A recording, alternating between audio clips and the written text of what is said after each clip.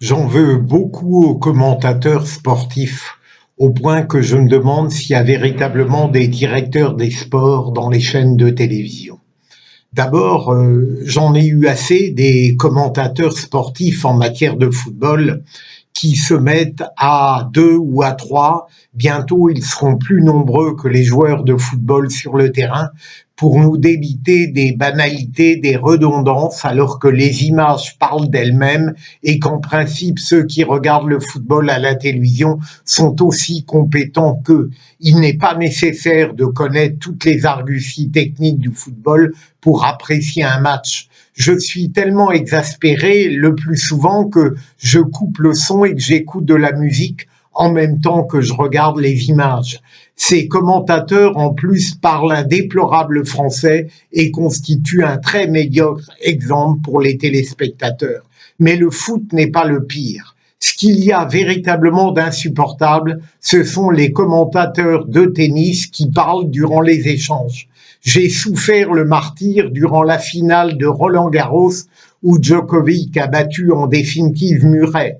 Au moment les plus exaltants, les plus haletants, eh bien, on trouvait le moyen que d'écouter ce terrifiant couple formé par Butch et Chamoulot, qui éprouvait le besoin de parler durant les échanges et qui, pire, au moment où la coupe était remise à Djokovic avec une voix féminine très claire parlant en anglais et en français qui devait être écoutée, trouvaient le moyen de couvrir cette voix par leurs commentaires insipides et généralement profus.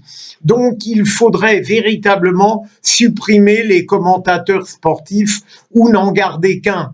beIN Sport parfois fait commenter des matchs par un seul commentateur et c'est un bonheur, une allégresse infinie que de n'entendre pas des dialogues qui ne concernent que les commentateurs et qui n'ont plus rien à voir avec le match. Et bien sûr, je n'omets pas de dire à quel point il y a des gens insupportables aussi bien pour le tennis que pour le football. Par exemple, l'intolérable Paganelli qui ne sort que des bêtises et des banalités, voire des stupidités. Mais y a-t-il véritablement des directeurs des sports sur les chaînes de télévision? Est-ce qu'ils sont capables de reconnaître la médiocrité du commentaire en général et peut-être enfin de nous offrir des commentateurs à la hauteur des spectacles sportifs qui parfois nous sont donnés. C'est une espérance que je forme, mais j'ai peur pour le prochain Roland-Garros.